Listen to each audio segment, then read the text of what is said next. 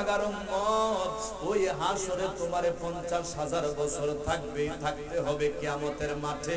ফুলসিরাতের পুল 30,000 বছরের রাস্তা, চুলের চেয়ে আরো চিকন, হীরার চেয়ে আরো ধারালো। মানুষগুলো কেটে কেটে জাহান্নামের মধ্যে পড়ে যাবে। এখন তো মানুষের সূরত, আল্লাহ কয় লাকাদ খালাকনাল ইনসানা ফি আহসানি তাকওয়িম। আল্লাহ কয় আমি মানুষকে শ্রেষ্ঠতম আকৃতি দিয়েছি, শ্রেষ্ঠতম সূরত দিয়েছি। এই কারণে ওই ফুলসিরাতের পোলের মধ্যে ওঠে যারা জাহান্নামে পা কেটে পড়ে যাবে, মানুষের চেহারা থাকবে না, তাদের চেহারা হবে কুকুরের মতো, তাদের চেহারা হবে শিয়ালের মতো, তাদের চেহারা হবে শুকরের মতো। বন্ধু নাই, বান্ধব নাই, আপন নাই, বিপদ মানুষ চতুর্দিকে বিপদ। হাসরের ময়দান পাগলের মতো দৌড়িয়ে একজনের পর একজনের কাছে যাইবে, সবাই শুধু নফসি নফসি নফসি নফসি করবে। ওই হাসরের ময়দান আল্লাহর বান্দা বান্দিরা হঠাৎ একটা আওয়াজ শুনবে রে। হাসরের ময়দান ডাইনে বামে সামনে পিছনে যেদিকে থাকবে শুধু নাফসি নাফসি নাফসি নাফসি হায় নাফসি নাফসি করবে সবাই। চোখের পানিতে মুখ ভেসে যাবে, মানুষের ঘাম ওই রৌদ্রের তাপে এত বেশি ঘাম হবে। হাসরের ময়দানে ঘাম বাড়তে বাড়তে কারো হাঁটু পরিমাণ হবে, কারো মাজা পরিমাণ হবে, কারো বুক পরিমাণ হবে, আরো কারো নাক ডুবে যাবে। হাসরের মাঠে হাবুডুবু খেতে থাকবে। এমন এক ভয়ঙ্কর অবস্থা, ডাইনে বামে সামনে পিছনে শুধু নাফসি নাফসি। আল্লাহর বান্দা বান্দিরা হঠাৎ করে একটা আওয়াজ শুনবে, নাফসি নাফসি সবাই করতেছে। কে যেন করুণ সুরে আল্লাহর দরবারে কেঁদে কেঁদে বলতেছে, রব্বি হাবিলি উম্মতি। আল্লাহ বলবে, বন্ধু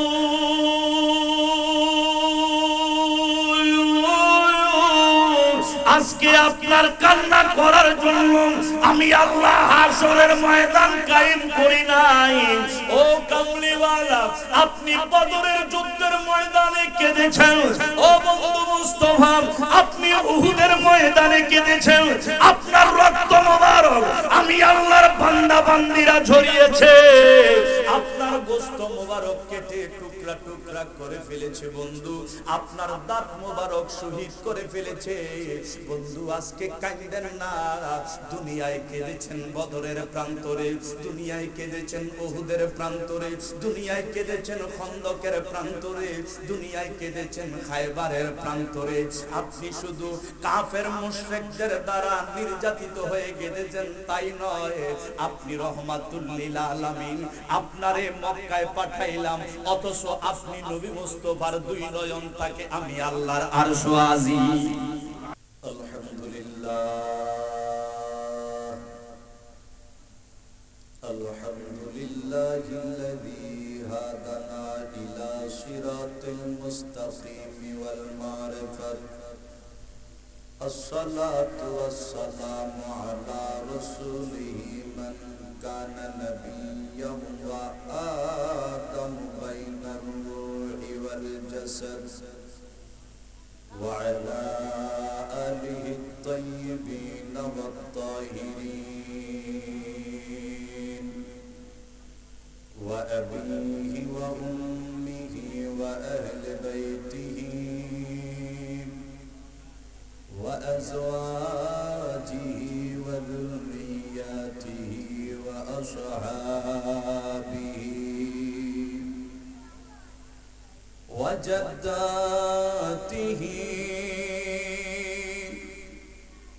وعلماء أهل سنته أجمعين.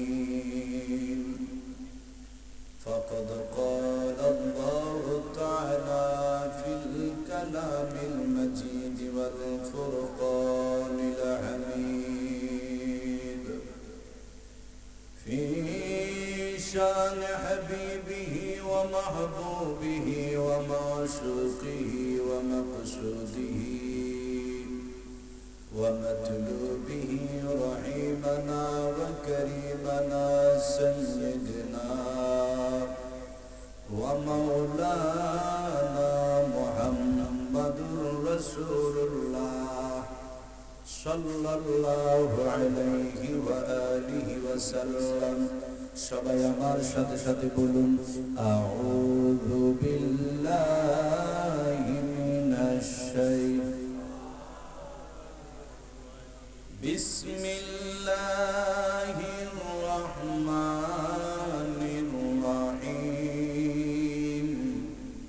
قد نرى تقلب وجهك في السماء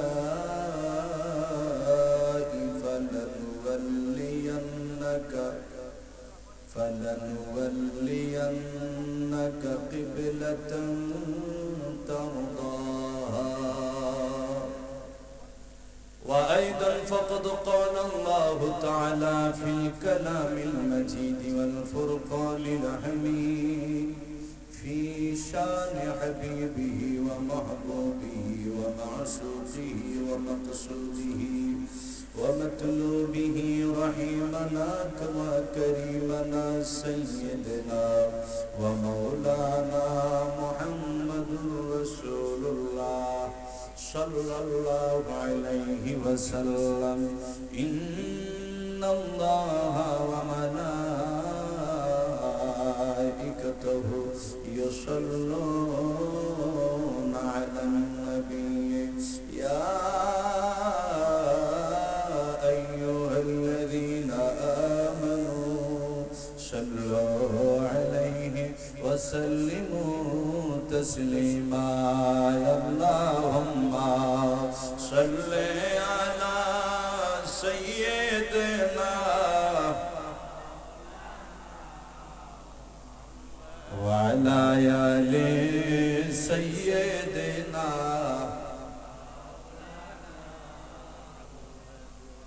আমরা দুরূদ শরীফ পড়তেছি কার উপর?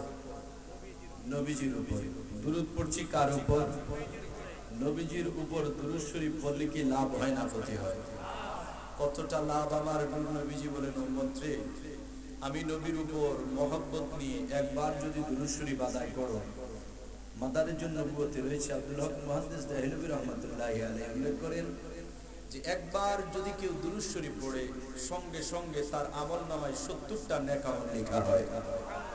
শুধু তাই নয়, আপনি দুরূদ পড়বেন একবার, আল্লাহর পক্ষ থেকে উপহার দিবে 3 বার 3টা। নাম্বার 1, 70টি গুনাহ মাফ হয়ে যাবে। 2 নাম্বার, আপনি যে গুনাহ করেছেন, অন্যায় করেছেন, 70টি গুনাহ আপনার গুনার আমল থেকে আল্লাহ মাফ করে দিবেন। শুধুই তাই নয়, আপনার ইজ্জত, আপনার মকাম, আপনার মর্যাদা আল্লাহ 70 গুণ বৃদ্ধি করে দিবে। তো সেই নবীর উপর দুরূদ পড়ার দরকার আছে কি নাই? আসলে বাবা, আমাদের তো প্রত্যেকের বাবা আছে, মা আছে। আমরা জানি এই পৃথিবীতে যে যত বড় আপন হোক, যে যত বড় কাছের হোক, যে যত বড় প্রিয় ভাজন হোক, সন্তান বাবা মার কাছে যত আপন, সন্তান বাবা মার কাছে যত প্রিয় ভাজন, পৃথিবীর কেউ বাবা মা সন্তানকে যত মহব্বত করে আল্লাহর জগতে ততটা ভালো কেউ আসতে পারবে না। ঠিক কিনা বলি? আপনার স্ত্রীকে পেয়ে হয়তো আপনার বাবা মাকে ভুলে গেছেন, আপনার স্ত্রীর মহব্বতে পড়ে আপনার মাকে কষ্ট দিচ্ছেন, বাবাকে কষ্ট দিচ্ছেন। কিন্তু খোদার কসম, আল্লাহর এই জগতে পৃথিবীর সবাই কোনো না কোনো স্বার্থে ঘুরে। আপনার আমার বাবা মা নিঃস্বার্থভাবে আমাকে আপনাকে ভালোবেসেছে, ভালোবাসে এবং ভালোবাসবে। ঠিক কিনা বলুন?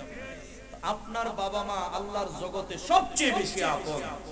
এত বড় আপন, দুনিয়ায় থাকতে যখন কোনো বিপদে বালা মুসিবতের সম্মুখীন হতেন, আপনার বাবা আপনার মা জীবনকে বাজি রেখে আপনাকে সেই বিপদ থেকে উদ্ধার করতেন। ঠিক কি না? তো বাবা মা এত আপন। হাসরের ময়দানে যান, হাসরের ময়দান যখন কায়েম হয়ে যাবে, আপনি যখন বিপদের সম্মুখীন হয়ে যাবেন, আপনার বাবার কাছে আপনি যাবেন, আপনার মায়ের কাছে আপনি যাবেন। এবার বলুন তো, এই দুনিয়ায় যারা সবচেয়ে বেশি আপন ছিল, এই দুনিয়ায় যারা জীবনের চেয়ে আপনাকে বেশি ভালোবেসেছে, ওই হাসরের ময়দানে যখন আপনি বিপদের সম্মুখীন হবেন, তখন আপনার বাবা মার কাছে গেলে আপনার বাবা মা আপনার কোনো উপকার করবে? জোরে বলুন, উপকার করবে? আপনার বাবার কাছে আপনি গিয়ে বলবেন, বাবা দুনিয়ায় যদি বিপদে পড়তাম আপনি আমাকে সাহায্য করতেন বাবা। এগো গর্ভধারিণী মা, দুনিয়ায় তো দেখেছি আপনার মতো আপনা আপন আমার আর কেউ নাই। মাগো মা,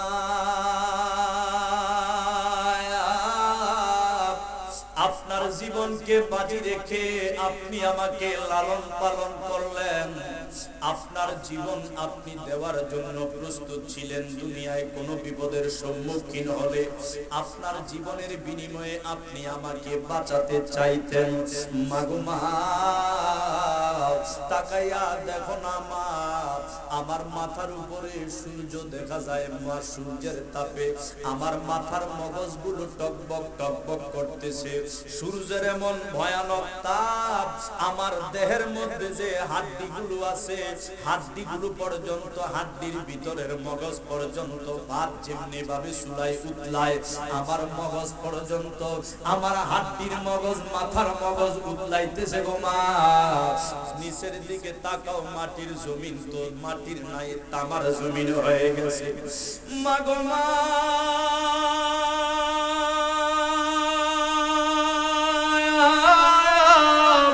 আজকে এই জমিনের সবাই নাফসি নাফসি করে মা। আমি তো বিপদের সম্মুখীন হয়েছি মা, আজকে আমাকে বিপদ থেকে বাঁচাও। আপনার মার জবাব থাকবে একটা, আপনার জন্মদাতা বাবার জবাব থাকবে একটা, আপনার আদরের বিবির জবাব থাকবে একটা, আপনার সন্তানের জবাব থাকবে একটা, আপনার কলিজার বন্ধুর জবাব থাকবে একটা। ওই দুনিয়ার বন্ধুত্ব এখানে নাই, দুনিয়ার সম্পর্ক এখানে নাই, তোমার সাথে পরিচয় দেওয়ার সময় আমার নাই। বলে কেন বাবা, দুনিয়ায় তো পরিচয় দিছো, কেন মা দুনিয়ায় পরিচয় দিলা? বাবা মা বলবে এই হাসরের ময়দান এমনই এক ভয়ঙ্কর ময়দান বাবা, আমরা না শুধু আদম থেকে ঈসা নবী পর্যন্ত সবাই তো নফসি নফসি করবে। কোন সুবহানাল্লাহ। মানুষ হয়রান পেরেশান বেকার। হাসরের ময়দান আমার আল্লাহ পাক কায়েম করবে। ওই হাসরের জমিনের মধ্যে ভয়ঙ্কর এক অবস্থা পরিস্থিতি সৃষ্টি হয়ে যাবে। বাজান একদিন নয়, দুই দিন নয়, এক বছর, 2 বছর নয়, এখন তো কনকনে শীতের মধ্যে আমরা মাহফিল বেহেশতের বাগানে আসতে চাই না, সামান্য কষ্ট। অথচ হাসরের ময়দান এমন এক কষ্টের ময়দান, একদিন নয়, 2 দিন নয়, 3 দিন নয়। আমার মদিনার নবী কয় উম্মতী, ওই হাসরের ময়দানে তোমাকে 50,000 বছর থাকতে হবে। ওই ফুলসিরাতের পুলের মধ্যে তুমি পা লাগাইবা, ওই ফুলসিরাতের পুলের মধ্যে তুমি উঠবা। আল্লাহর কাছে বলবা কোন মতে নেই পুল পার হয়ে বেহেশতের ভিতরে ঢুকতে পারো রে আল্লাহ। অথচ এই ফুলসিরাতের পুলের দূরত্ব হলো 30,000 বছরের রাস্তা। ও আমার গুনাহগার উম্মত, ওই হাসরে তোমারে 50,000 বছর থাকতে হবে কিয়ামতের মাঠে। ফুলসিরাতের পুল 30,000 বছরের রাস্তা, চুলের চেয়ে আরো চিকন, হীরার চেয়ে আরো ধারালো। মানুষগুলো কেটে কেটে জাহান্নামের মধ্যে পড়ে যাবে। এখন তো মানুষের সূরত, আল্লাহ কয় লাকাদ খালাকনাল ইনসানা ফি আহসানি তাকওয়িম।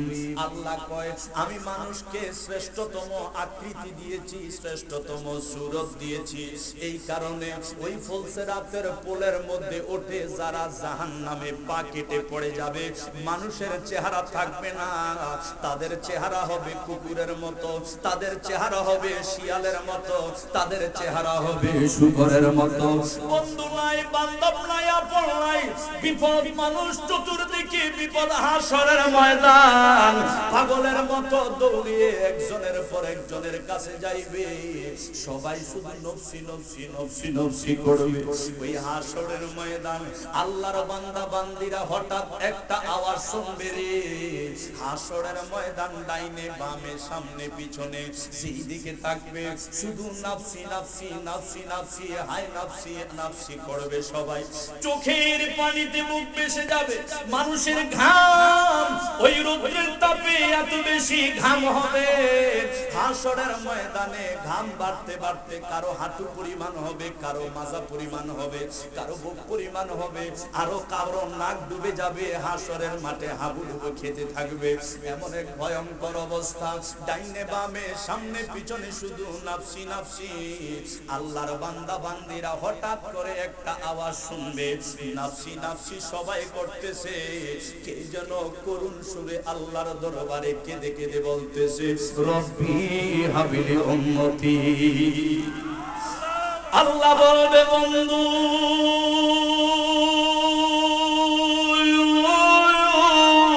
আজকে আপনার কান্না করার জন্য আমি আল্লাহ হাসরের ময়দান কায়েম করি নাই। ও কামলিওয়ালা, আপনি বদরের যুদ্ধের ময়দানে কেঁদেছেন। ও বন্ধু মুস্তাফা, আপনি উহুদের ময়দানে কেঁদেছেন। আপনার রক্ত মোবারক আমি আল্লাহর বান্দা বান্দিরা ঝরিয়েছে। আপনার গোশত মোবারক কেটে টুকরা টুকরা করে ফেলেছে বন্ধু। আপনার দাঁত মোবারক শহীদ করে ফেলেছে বন্ধু। আজকে কাঁদেন না।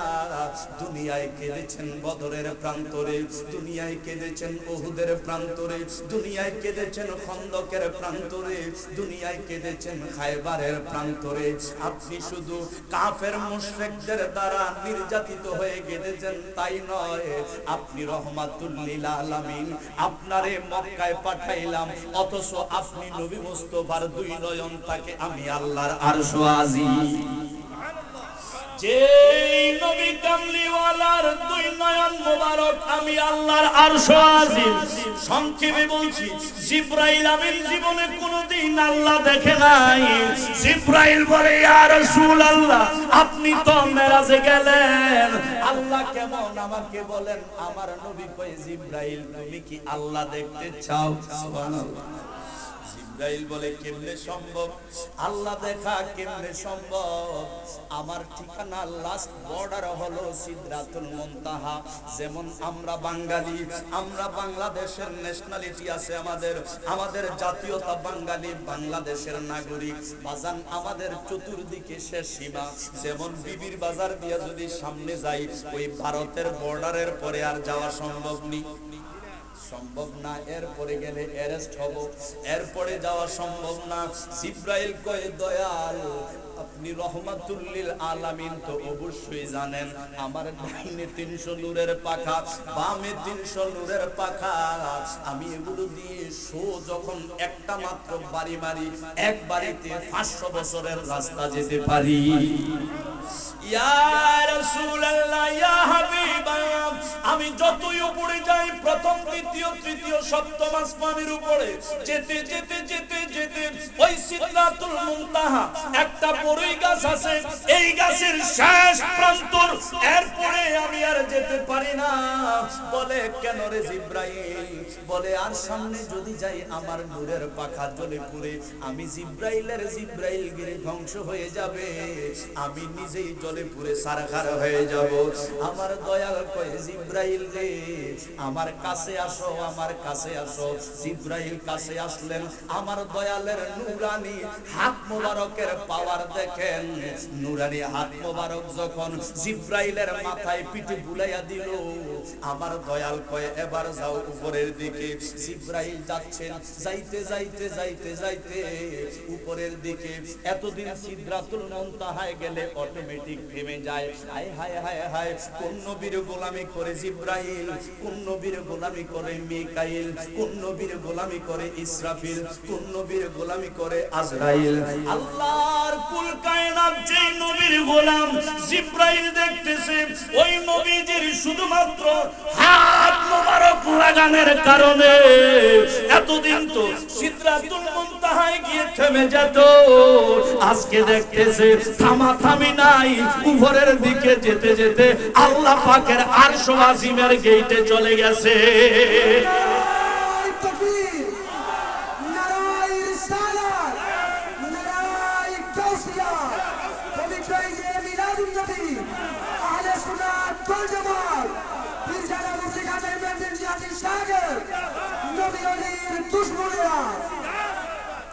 ওই জিবরাইল ফেরেশতা যখন আল্লাহর বাড়ির মধ্যে গেলেন, আরশ আজিম জায়গার নাম কি? জোরে বলেন, নাম কি? বাড়ি কার? জোরে কোন বাড়ি কার? এটা মাজাজি, আসলে হাকিকি আল্লাহর বাড়ি, মুমিনের কলব। কোন সুবহানাল্লাহ। এই বন্ধু একটু গভীর মনোযোগ। আল্লাহর ফেরেশতাদের লিডার জিবরাইল আল্লাহর বাড়ি গেল আল্লাহ দেখতে। বিশাল বড় আরশ আজিম। জিবরাইল ডাইনে তাকায় আল্লাহ নাই, বামে তাকায় আল্লাহ নাই, সামনে তাকায় আল্লাহ নাই, পিছনে তাকায় আল্লাহ নাই। বাজানো যাইতে যাইতে দেখতেছে একটা রুম দেখা যায়। জিবরাইল ভাবছে মনে হয় রুমের ভিতরে আল্লাহ থাকে, মনে হয় এবার আল্লাহর সন্ধান পাইয়া গেছি, মনে হয় আমি আল্লাহুম্মা সাল্লি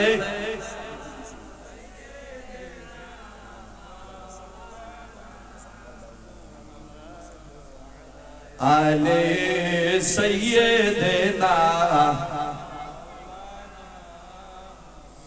আল্লাহ পাকের নূরের ফেরেশতা জিবরাইল আরশ আজিম যায়া দেখে রে একটা রুম দেখা যায়। জিবরাইল মনে মনে ভাবলো এই বুঝি আল্লাহরে পাইয়া গেলাম। আল্লাহর কথা শুনি, হাজার হাজার বছর আল্লাহর কথা শুনি, আল্লাহর একত্ববাদের বাণীগুলা, তাওরাত, জাবুর, ইনজিল, 104 খানা কিতাব আমি আল্লাহর কাছ থেকে নিয়ে গিয়েছি নবী রাসূলের কাছে। আল্লাহ তো জীবনে দেখলাম না, আল্লাহর কথাই শুধু শুনলাম। আজকে আমি আল্লাহ দেখব। আল্লাহর ঘর দেখা যায়, ভিতরে বিশাল বড় এক সুন্দর ঘর। জিবরাইল আমিন গেলেন আস্তে আস্তে করে আল্লাহ দেখবেন। ঘরের ভিতরে যখন ঢুকে গেলেন, নূরের ফেরেশতা জিবরাইল ভাবতেছে আল্লাহ দেখব। আর জিবরাইল গেটের ভিতরে যখন পা রাখলো, বুঝা যাচ্ছে মনে হয় ভিতরে কেহ আছে, বুঝা যায় ভিতরে কেহ আছে। জিবরাইলের চিন্তা, এত বড় আরশ আজিম ফেরেশতা আসার ক্ষমতা নাই, কারো আসার ক্ষমতা নাই, আল্লাহ ছাড়া তো আর কেহ নাই। ভিতরে যাইয়া দেখে গো একটা আয়না দেখা যায় সামনে। আয়নাটা সামনে দেওয়া, একজন মানুষের মতো একজন ব্যক্তি আয়না বানতেছে।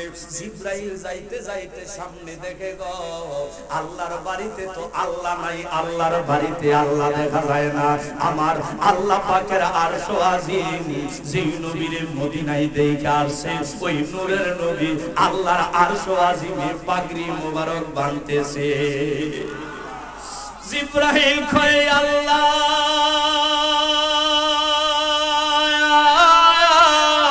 তোমার দেখতে আসলাম, তোমার বাড়িতে তুমি নাই। সেই নবী মদিনায় দেখলাম, ওই নবী আরশ আজিম কেমনে আসে?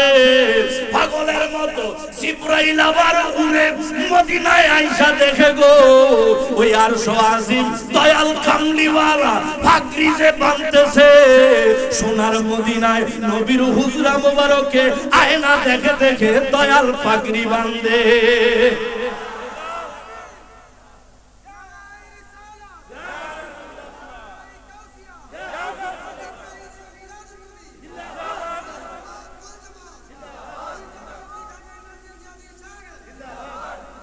আমার আল্লাহ কয় বন্ধু, আপনি যদিও মদিনায়, আপনার নজর মোবারক কোথায়? আরশ আজিম জোরে কোন কোথায়? আপনি মদিনায়, আপনার কাজ কারবার চলে আরশ আজিম। ও বন্ধু, যেই নবীজির মাথা মোবারক আমি আল্লাহর আরশ আজিমে, এই মক্কার কাফেরেরা আপনি যখন আমি আল্লাহকে সেজদা দিতেন, ওই উটের পচা নারী বুড়ি আপনার মাথা মোবারকের উপরে চাপাইয়া দিত। বন্ধু গো, এই যে এত কষ্ট করলেন, এত ত্যাগ স্বীকার করলেন, রক্ত মুবারক ঝরাইলেন, গোশত মুবারক টুকরা টুকরা হয়ে গেছে। ও বন্ধু কামলিওয়ালা, আপনি দুজাহানের বাদশা, 8টা বেহেশত যদিও আমি আল্লাহ বানাইলাম, কিন্তু মালিকানা বানাইয়া দিছি আপনি দয়াল কামলিওয়ালা রে। ও বন্ধু বন্ধু বন্ধু, তবু আপনি 5 দিন পর্যন্ত অনাহারে থাকতেন দুনিয়ায়। 7 দিন পর্যন্ত ক্ষুধার যন্ত্রণা সইতে না পেরে আপনার পেট মোবারকে আপনি পাথর বেঁধেছেন। নবী গো, আজকে আমি হাসরের মাঠ কায়েম করেছি মানুষ জানে বিচার করার জন্য। হাকিকতে আমি আল্লাহ হাসরের মাঠ কায়েম করেছি আপনি নবীর শান শওকত আজমত আজকে সবাই দেখানোর জন্য।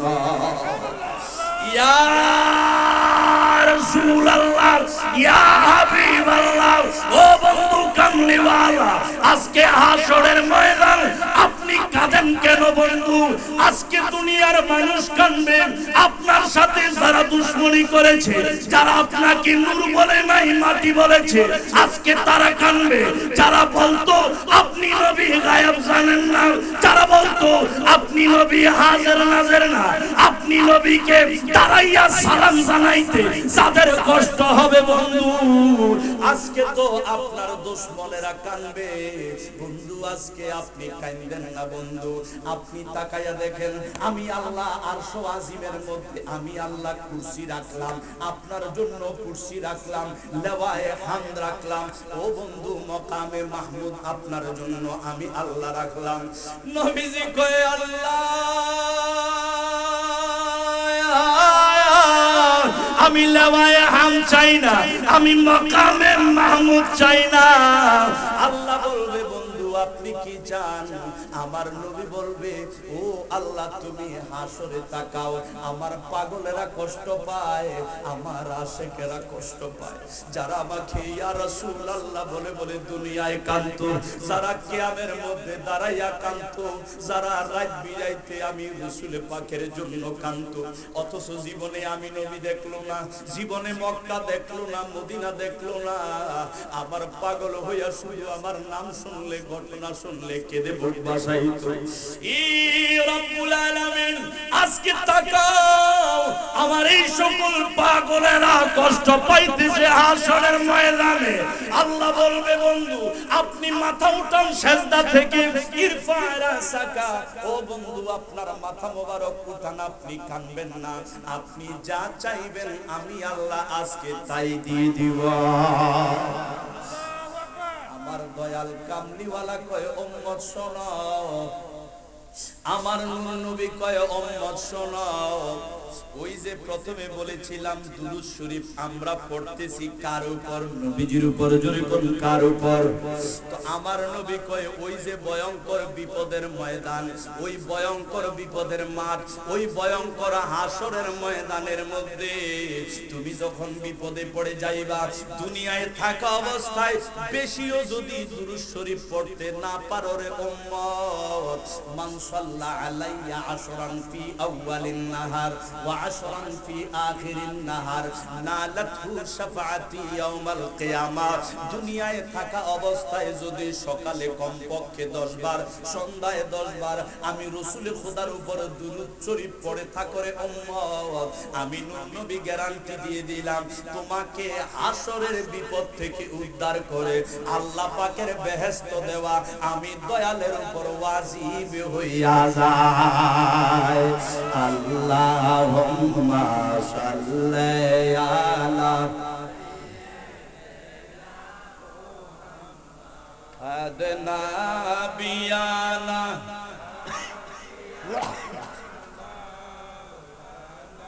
মোহাম্মদ বলুন না বিয়ানা,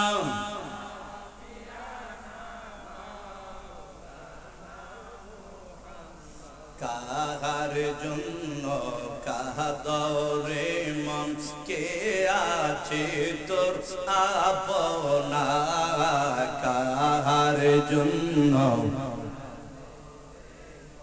কে আছে তোর আপনা, বিপদের কান দারি নবীজি শোয়ে আসেন মদিনা। আল্লাহুম্মা সাল্লি মারহাবা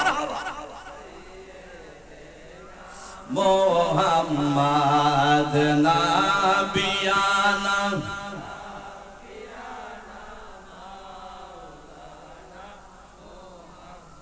দেখা দাও গো দয়াল নবী স্বপ্নেতে আসিয়া, দেখা দাও গো দয়াল নবী স্বপ্নেতে আসিয়া না দেখিলে নূরের ছবি লাভ কি হবে বাঁচিয়া আল্লাহুম্মা সাল্লি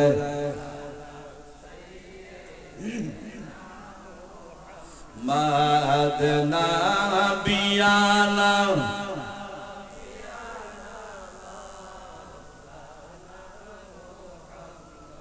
অধ্যকার আয়োজিত পাথুরিয়াপাড়া কেন্দ্রীয় ঈদগাহ ময়দানে মহাপবিত্র ঈদে আজম। ঈদে আজম মানে হলো সবচেয়ে বড় ঈদ। আসলে কি ঈদে মিলাদুন্নবী কি বড় ঈদ না ছোট ঈদ? আমরা তো জানি কোরবানির ঈদ বড় ঈদ, সারা জীবন ছোটকালে শুনে আসছি কোরবানির ঈদ বড় ঈদ, রোজার ঈদ ছোট ঈদ, ঠিক কিনা? এগুলো আমাদের মাঝে উম্মত নামের মুনাফিক যারা আছে তারা ঈদে মিলাদুন্নবী যে বড় ঈদ এটাকে বাতিল করার জন্য কোরবানির ঈদকে বড় ঈদ হিসেবে তারা প্রচার করেছে, ঠিক কিনা বলুন? কোরবানির ঈদ, রোজার ঈদ, শবে বরাত এটাও ঈদ, শবে কদর এটাও ঈদ, শবে মেরাজ এটাও ঈদ, জুমার দিন এটাও ঈদ। ইসলামের মধ্যে যত ঈদ রয়েছে সকল ঈদের সেরা ঈদ ঈদে, সবাই বলুন ঈদে সাল্লাল্লাহু আলাইহি ওয়াসাল্লাম উপলক্ষে। এবং আজকের এই মাহফিলের যিনি সভাপতি থাকার কথা ছিলেন, গত বছরও আমার এই পাশে তিনি বসেছিলেন, আমার পাশে বসে তিনি আশিক রাসূলদেরকে অনেকগুলো নাতে রাসূল শুনিয়েছেন। আমার বাড়ির মাহফিলেও তিনি এত সুন্দর গজল পরিবেশন করেছেন। আমার বাবাজান যত বক্তাদের ওয়াজ শুনেছেন, বাবাজান বলেন যে ওনার গজলের কাছে সবার ওয়াজ ফেল। এত সুন্দর গজল এবং কিছু নসিহত করেছেন। আসলে আমাদের মতো আলেমরাও যে সমস্ত নসিহত করতে পারি না, বাস্তবতা। তিনি, আপনারা তো সবাই জানেন, ইউটিউবে দেখেন কত দামি কত সুন্দর কথা বলেন, বাবা মা সম্পর্কে সন্তানদেরকে নসিহতমূলক কথা বলেন। আর কোনদিন এই ধরনের কথা শুনবেন না।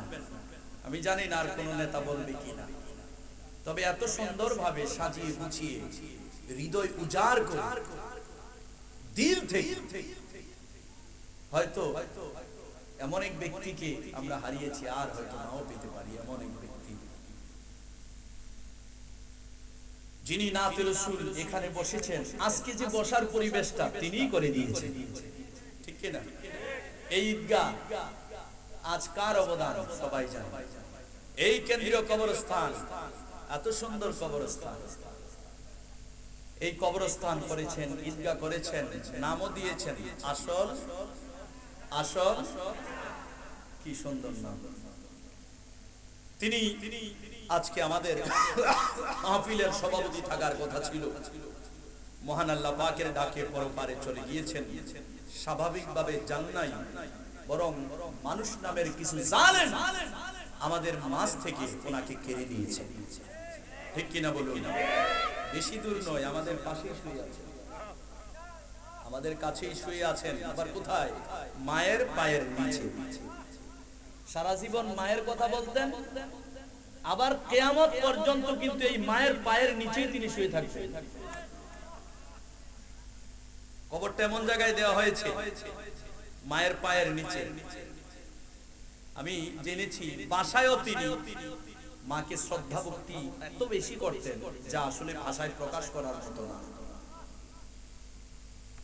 তো এমন এক মহান ব্যক্তিত্ব, মহান সুপুরুষ, মহান কাউন্সিলর মরহুম মকফুর সৈয়দ মোহাম্মদ সোহেল কাউন্সিলর সাহেবের স্মরণে 11তম ওয়াজ ও দোয়ার মাহফিলের সম্মানিত সভাপতি, অত্র এলাকার গৌরব, আমাদের সকলের মুরব্বী, গণ্যমান্য ব্যক্তি হাজী মোহাম্মদ জাহাঙ্গীর আলম সাহেব, বিশিষ্ট সমাজসেবক ও উপদেষ্টা পাথুরিয়াপাড়া জামে মসজিদ ও কনভেনার ক্যান্সার রোগী ও স্বজন সমাজ ফাউন্ডেশন কুমিল্লা জেলা আজকের মাহফিলে যিনি প্রধান অতিথি আওলাদে রাসূল সাল্লাল্লাহু তাআলা আলাইহি ওয়া সাল্লাম আন্তর্জাতিক স্কলার সৈয়দ মাকদুম শাহ মুজাদ্দিদ আল মাদানী মাদ্রাসিল আলী পীরজাদা ইমামে রাব্বানী দরবার শরীফ আমার পূর্বে যিনি প্রধান বক্তা হিসেবে নূরানী ইমানি তাকরীর পেশ করেছেন সুললিত কণ্ঠে মাধুর্য তার সাথে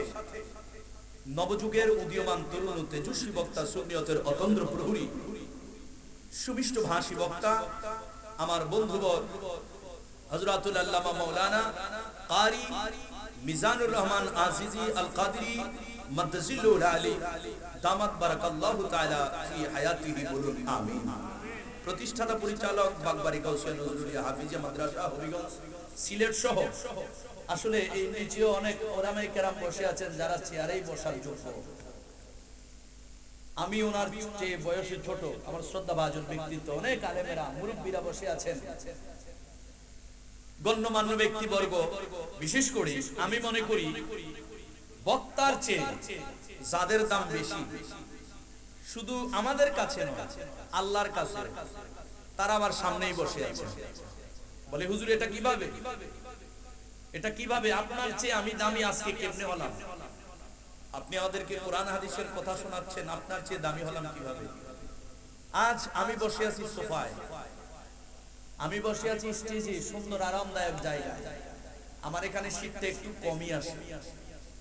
আপনারা যারা নিচে বসে আছেন, সোফা নেই, বিছানার চাদর নেই, আরাম নাই, একদম ফ্লোরের মধ্যে সবাই বসে আছেন, ডান বাম পিছনে সম্পূর্ণ খোলা, ঠান্ডাটা একটু বেশি আসতেছে। তো আল্লাহ বলেন ওই ইবাদত আমি বেশি পছন্দ করি যেই ইবাদতে কষ্ট বেশি। আল্লাহ বলেন ওই ইবাদত আমি ভালোবাসি যেই ইবাদতে কষ্ট বেশি। সুতরাং আমি বিশ্বাস করি আমাদের চেয়ে আপনাদের মূল্যটাই বেশি। আল্লাহ পাক যেন আমাদের সকলকে মাফ করে কবুল করে বলুন আমিন। উপস্থিত আশিক রাসূল ভাইয়েরা, বাবারা, তরুণ যুবক নওজোয়ান বন্ধুরা, পর্দার আড়ালের মা বোনেরা, যারা দুনিয়ার ঝামেলা বন্ধ করে আল্লাহ রাসূলের মহব্বতে কোরআন সুন্নাহ ইজমা কিয়াসের কথাগুলো শ্রবণের জন্য তীর্থের কাকের মতো বসে আছেন, অপেক্ষমান আছেন, সকলকে আমার অন্তরের অন্তঃস্থল থেকে সালাম জ্ঞাপন করছি। আসসালামু আলাইকুম ওয়া রাহমাতুল্লাহি ওয়া বারাকাতুহু। আল্লাহ পাক আমাদেরকে এই বেহেশতের বাগানে যে কবুল করেছেন, এজন্য জবান খুলে সকলে বলি আলহামদুলিল্লাহ। এই মাহফিল কিন্তু এমন এক মাহফিল যেটা কবরস্থানের মধ্যেই। আমরা জানি মাহফিলের উসিলায় কবরবাসীদের কবরের আযাব কি হয়, জোরে বলুন কি হয়? এখানে আমাদের কারো বাবা শুয়ে আছে, কারো মা, কারো ভাই, কারো বোন, চাচা, জেঠা, বংশবুনিয়াদ এখানে শুয়ে আছে। আজ কোরআন সুন্নাহর কথাগুলো এখানেই হচ্ছে। আমার বিশ্বাস আল্লাহ পাক এই উলামায়ে কেরামের কদমের উসিলায়, আশিক রাসূলদের এই শুভাগমনের উসিলায় জাহান্নাম যদি এতদিন তাদের কবরে আগুন জ্বলেছে, আমি বিশ্বাস করি আল্লাহর নেক বান্দাদের পদচারণার বরকতে আল্লাহ ফেরেশতাদেরকে বলবে, ফেরেশতারে আর আগুন জ্বালাস না, কবরের আগুন নিভিয়ে দে। আজকে জান্নাতের বাগান এখানে হয়েছে, আমার প্রিয় ভাজন এখানে এসেছে, তাদের উসিলায় কবরে বেহেশতের বিছানা বিছিয়ে দে। নারায়ে তাকবীর, নারায়ে রিসালাত, নারায়ে গাউসিয়া, পবিত্র ঈদে মিলাদুন নবী, আহলে সুন্নাত ওয়াল জামাত, পীরজাদা মুফতি কাজী বিন জিয়াদি সাহেব। আল্লাহ পাক এমন একটি সুন্দর ব্যবস্থা করে দিয়েছেন যুব সমাজদের মাধ্যমে, ঠিক কি না? এই যুবক বন্ধু কারা? আপনার ছেলে, আপনার নাতি, আপনার ভাতিজা। এই মাহফিলটা আবাদুল আবাদ কায়েম কায়েম থাকুক, আমরা চাই কি না?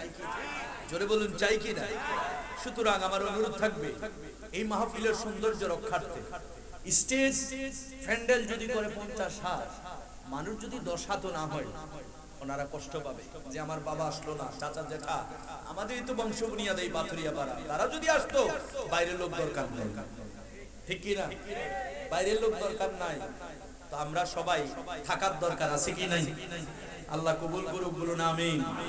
প্রথমেই দোয়া করি আল্লাহ পাক যাদের মাধ্যমে বেহেশতের বাগান সাজিয়েছেন যুবক বন্ধুদেরকে আল্লাহ যেন ওয়াইসুল করুণীর মতো নবীদের আশেক বানায়, বলুন আমিন। আমার ভাইয়েরা বাবারা, আল্লাহ পাক কোরআনুল কারীমের মধ্যে ঘোষণা দেন সূরা বাকারার 144 নম্বর আয়াত। আমার আল্লাহ বলে কদ নারা তাকাল্লুবা ওয়াজহিকা ফিস সামা। আল্লাহ বলেন আল্লাহর বন্ধু পেয়ারা হাবিব, আল্লাহর বন্ধু মুস্তাফা, যে নবীর খাতিরে আমার আল্লাহ আসমান বানাইলেন, ঠিক কি না? যে নবীর খাতিরে আমার আল্লাহ জমিন বানাইলেন, আরশ কুরসি লৌহ কলম বানাইলেন, ওই নবী মুস্তাফার সম্মান বর্ণনা করতে গিয়ে আমার আল্লাহ এমন এক জায়গার মধ্যে ঘোষণা দেয়, এমন এক কিতাবে ঘোষণা দেয়, যেই কিতাব নাজিল হওয়ার শুরুতে আল্লাহ বলেছেন যালিকাল কিতাব লা রাইবা ফীহি হুদাল লিল মুত্তাকিন। আল্লাহ বলছেন উহা এমন একটি কিতাব যেই কিতাবে যাররা পরিমাণ সন্দেহ নাই, সন্দেহ নাই, মুত্তাকিনদের জন্য হেদায়েত। ওই কোরআনুল কারীমে আল্লাহর বন্ধু মুস্তাফা সম্পর্কে আমার আল্লাহ ঘোষণা দেন قد نرى تقلب وجهك في السماء فلنولينك قبلة ترضاها। জবান করে কোন সুবহানাল্লাহ। আমার আল্লাহ ঘোষণা দেন ও বন্ধু, ও বন্ধু, আপনি যে বারবার আকাশের দিকে তাকান, কদ নারা তাকাল্লুবা ওয়াজহিকা ফিস সামাই। আল্লাহ কয় বন্ধু, আপনি যে বারবার আকাশের দিকে তাকান, এটা অবশ্যই অবশ্যই আমি আল্লাহ দেখি, কোন সুবহানাল্লাহ। ফালানুওয়াল্লিয়ান্নাকা কিবলাতান তারদাহা। এরপরে আমার আল্লাহ কি বলে একটু শুনেন। আমার নবী মুস্তাফার ইজ্জত সম্মান কত বেশি। আমার বন্ধু কিন্তু মাখলুক, আল্লাহ খালেক, ঠিক কি না? আল্লাহ স্রষ্টা, আল্লাহর হাবিব সৃষ্টি, যদিও বাজান সৃষ্টি, আল্লাহর নবী আমার মতো আপনার মতো সৃষ্টি নয়। আল্লাহর হাবিব কেমন সৃষ্টি? আমার দয়াল নবী কয় আল্লাহ স্রষ্টা হিসেবে যেমন তুলনা নাই, আল্লাহ স্রষ্টা হিসেবে যেমন তুলনা চলে না, বেনিয়াজ বেমিসাল। আমি নবী যদিও সৃষ্টি, আমি কামলিওয়ালাও, সৃষ্টি হিসেবে কোনো তুলনা দেওয়া যাবে না। আমি নবী মুস্তাফা বেনিয়াজ বেমিসাল, কোন সুবহানাল্লাহ। বলে নবী গো,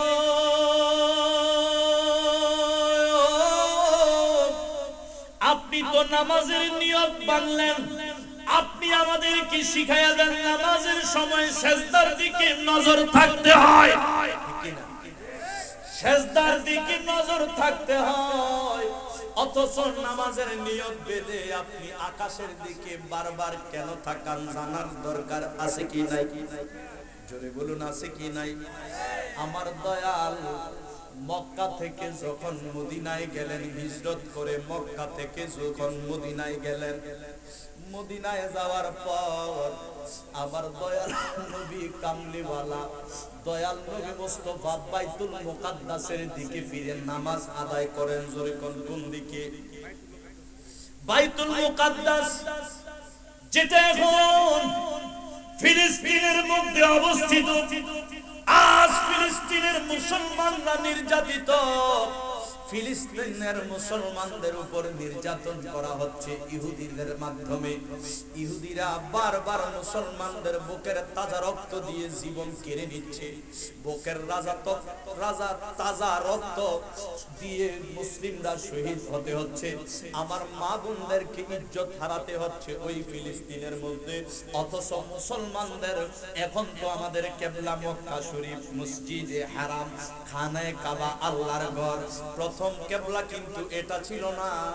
মুসলমানদের কিবলা হলো ওই যে ফিলিস্তিনের জমিনে বাইতুল মুকাদ্দাস নামের যে মসজিদ রয়েছে, ওই বাইতুল মুকাদ্দাস হলো মুসলমানদের কিবলা। জোরে কোন সুবহানাল্লাহ। আমার দয়ার নবী কামলিওয়ালা ওই মদিনায় যখন হিজরত করলেন, আমার দয়াল মদিনায় যাওয়ার পরেও বাইতুল মুকাদ্দাসের দিকে ফিরে নামাজ আদায় করে, বাইতুল মুকাদ্দাসের দিকে ফিরে নামাজ পড়তেছেন। 1 মাস 2 মাস 3 মাস 17 মাস আমার নবী মুস্তাফা বাইতুল মুকাদ্দাসের দিকে ফিরে নামাজ পড়লেন। মনোযোগ মনোযোগ বাজান, বাইতুল মুকাদ্দাস কিবলা বানাইলো কে? জোরে কোন কে? বাইতুল মুকাদ্দাস কিবলা বানাইলো আমার আল্লাহ। যেহেতু আল্লাহ বানিয়েছে, আল্লাহর সৃষ্টি জগৎ আল্লাহর বিধান মানতে বাধ্য। এই কারণে কোনো মত বিরোধ নাই, কোনো আক্ষেপ নাই। আল্লাহ যেহেতু বাইতুল মুকাদ্দাস কিবলা বানাইলো, নবী রাসূলেরা বাইতুল মুকাদ্দাসের দিকে ফিরে নামাজ পড়ে, নবী রাসূলের উম্মতেরাও বাইতুল মুকাদ্দাসের দিকে ফিরে নামাজ পড়ে। বলে কেন? বলে আল্লাহ যেহেতু কিবলা বানাইছে, নবী রাসূল আল্লাহর খুশি চায়। কথা কোন ঠিক কিনা? নবী রাসূল আল্লাহর খুশি চায়। আল্লাহ কিবলা যেহেতু বাইতুল মুকাদ্দাস বানাইলো, এই কারণে সবাই বাইতুল মুকাদ্দাসের দিকে ফিরে নামাজ পড়তেছে। আল্লাহর বান্দা বান্দীরা বাইতুল মুকাদ্দাসের দিকে ফিরে নামাজ পড়ে। আমার নবী রহমাতুল লিল আলামিন সাইয়্যিদুল মুরসালিন, যিনি নবীদের নবী, যিনি রাসূলদের রাসূল, যিনি গায়েবের খবর দাতা, যিনি হাজির ও নাজির নবী, আমার দয়াল মদিনায় গিয়া 17 মাস বাইতুল মুকাদ্দাসের দিকে ফিরে নামাজ পড়লেন। 17 মাস পর হঠাৎ দয়াল আমার যোহরের নামাজের নিয়ত বানলেন। পিছনে সাহাবায়ে কেরাম নবীজির পিছনে ইক্তেদা করলেন। জামাতে নামাজ পড়তেছে। জামাতে যোহরের ফরজ কয় রাকাত? জোরে কোন কয় রাকাত? 4 রাকাত যোহরের ফরজের নিয়ত বানলেন। আমার নবী রহমাতুল লিল আলামিন ইমাম, সাহাবায়ে কেরাম মুসল্লি, সাহাবীরা মুক্তাদি হয়ে দয়াল নবী যখন নিয়ত বানলেন 4 রাকাতের, সাহাবীরাও পিছনে নিয়ত বানলো। নামাজের নিয়ত বেঁধে সূরা পড়তেছেন, সূরা মিলাইতেছেন। আর মনে মনে নবীজি ভাবতেছে, যেই মক্কা ছাইরা আমি আসছি মদিনায়, যেই মক্কা থেকে কাফেরেরা আমারে নির্যাতন করে মদিনায় বিতাড়িত করে দিয়েছে, যেই কাফেরের যন্ত্রণায় আমি জন্মভূমিতে থাকতে পারি নাই। আল্লাহ তোমার ঘরখানায় কাবা আমি তাওয়াফ করতাম আগে, এখন তাওয়াফ করতে পারি না। মাবুদ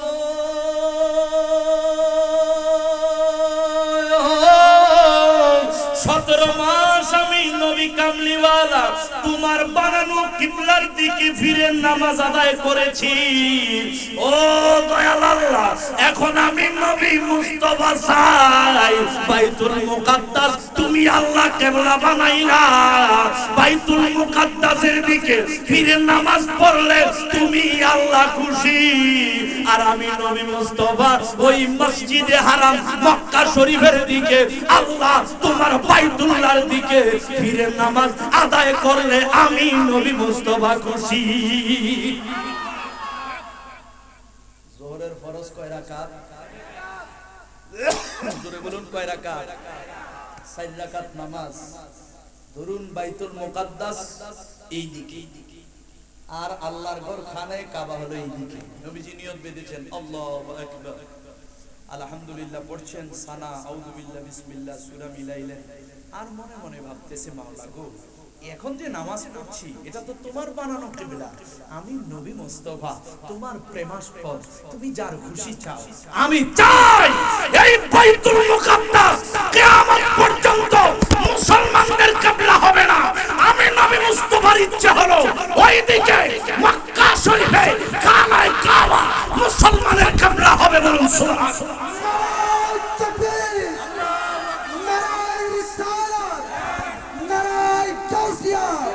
পবিত্র ঈদে মিলাদুন নবী, আহলে সুন্নাত ওয়াল জামাত, পীর জাদা মুফতি খাজা ইমাম জিয়াদি শাগের, নবী আলীর দুশমনেরা।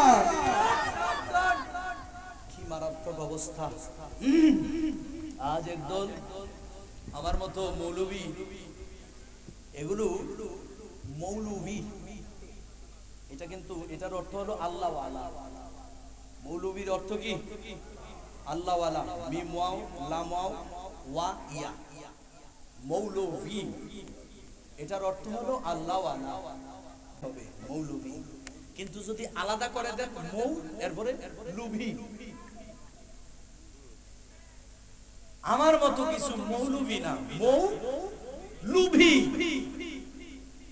যারা কুরবানির সময় সামরার লাগা মাথা খারাপ হয়ে যায়, ঠিক কি না? যারা রমজান মাস আসলে রোজা রাখবো কত না, ইবাদত করবো কত না, ফেতরা করতে তো হেতরা হয়ে যায়, ঠিক কি না? এই নবীর দুশমন যারা শাহজালাল বাবাকে বাবা বললে আমাদেরকে বলে তোর বাপ কয়জন, গাজীপুরি বাবাকে বাবা বললে আমাদেরকে বলে তোর বাপ কয়জন, অথচ এই মোল্লা ওই বাসের মধ্যে, ট্রেনের মধ্যে, দোকানে গিয়ে 2টা টাকা পাওয়ার জন্য কয় বাবা এতিম মাদ্রাসা দেন না 10টা টাকা, ঠিক কি না বলুন? এই আমরা তো বাবা বলি তাকে যার মাধ্যমে আল্লাহ পাওয়া যায়, আমরা বাবা বলি তাকে তোর মতো তোর 14 গোষ্ঠী আজও মূর্তি পূজারী থাকতি, আজও বিধর্মী থাকতি, এই শাহজালাল বাবা, শাহপুরান বাবা, নাসিরউদ্দিন সিপাহসালা, শাহআব্দুল্লাহ গাজীপুরি আল্লাহর ওলিরা এই বাংলাদেশে আমাদেরকে মুসলমান বানিয়েছে, জান্নাতের ঠিকানা দিয়েছে, কোরআন দিয়েছে, মসজিদ দিয়েছে, হাদিস দিয়েছে, আমরা ওদেরকে বাবা বলি। আর তোরা 2 টাকার জন্য হিন্দুদেরকেও বাবা রাখোস। এই এটা কি?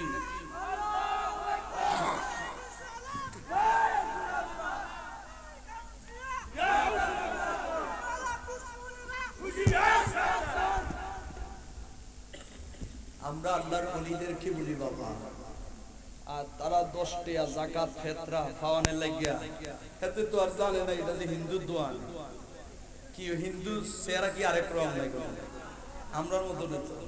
তার কপালে কি লেখা থাকে হিন্দু, হিন্দুর গিয়া কয় বাবা দেন না 10টা টাকা, কয় কিসে, কয় আমনের ফিতরাটা, কয় আমি তো মুসলমানে না বেটা, ফিতরা দিতাম কইতে। তাইলে তুই হিন্দুরেও বাপ ডাকস আর আমরা ওলিদেরকে বাপ ডাকলে দোষ, ঠিক কিনা বলো? তো কি ও ভাই, এটা কি ওহাবি কাচ্চত পাইলাইলো না, ঠিক করেন নাই? মনোযোগ। অথচ ওই ওহাবি নবীর দুশমন যারা বলে নবী আমার মতো 8-10 জনের মতো সাধারণ মানুষ, রক্তে মাংসে গড়া মাটির মানুষ, আমি বলবো আল্লাহর খুশি সব নবী রাসূলরা চেয়েছে বলেই খানায়ে কাবার ওই বাইতুল মুকাদ্দাসের দিকে ফিরে নামাজ পড়েছে, কারো কোনো আপত্তি নাই, কারো কোনো আক্রোশ নাই, আক্ষেপ নাই, কারো কোনো বিরুদ্ধে দরখাস্ত নাই। আমার নবী নিয়ত বানলেন জোহরের 4 রাকাত, জোহরের ফরজ কয় রাকাত? 4 রাকাত নিয়ত বানলেন। এখন সূরা পড়তেছে, মনে মনে আবার ভাবতেছে, মাসালা শিখেন, মাসালা শিখেন। কোন মুসল্লি নামাজের নিয়ত বেঁধেছে, মুখে সূরা পড়ে মনে মনে যদি দুনিয়ার অন্যান্য কথা ভাবে, বলুন তো তার নামাজ হবে? এবার দেখি মোল্লা তুমি ফতুয়া দেও, আমার নবী তো নিয়ত বানলেন, মনে মনে অন্য কথা ভাবতেছে, তুমি ফতুয়া দেও তো নবীর নামাজ হয়েছে কিনা। আরে নবীর নামাজ হবে কি? নবীর খেয়ালের নামই নামাজ, নবীজির ধ্যানের নামই নামাজ। কারণ নামাজের মধ্যে নবীর খেয়াল না করলে তো তোমার নামাজই হবে না। কেন? যেমন আমি যখন সৈয়দ মোহাম্মদ সোহেল কাউন্সিলর সাহেবের নামটা নেই, আপনার হৃদয়ে কিন্তু ওনার চেহারাটা অটোমেটিক খেয়াল চলে আসছে, ভেসে আসছে, ঠিক কি না? তো এরকম আপনি যখন তাশাহুদে আত্তাহিয়াতুর মধ্যে আপনি বলবেন আসসালামু আলাইকা আইয়ুহান নবিয়্যু, নবী দেখেন নাই, সরাসরি মদিনাও দেখেন নাই, টিভিতে ছবিতে রওজা মুবারক তো দেখছেন, অটোমেটিক নবী যদিও না দেখেন, যখন নবীরে সালাম জানাইবেন কলবের মধ্যে, হৃদয়ের মধ্যে অটোমেটিক সোনার মদিনা ভেসে উঠবে, ঠিক কিনা বলুন? তো এখন এই ভাসানো সোনার মদিনার ছবি যদি কলবে না ভাসান, নবীর খেয়াল যদি না করেন, আপনার নামাজই তো হবে না, ঠিক কিনা বলুন? আপনার নামাজ হবে না। সেই নবী মুস্তাফা আল্লাহুম্মা সাল্লি আলা সাইয়্যিদিনা নারায়ে তাকবীর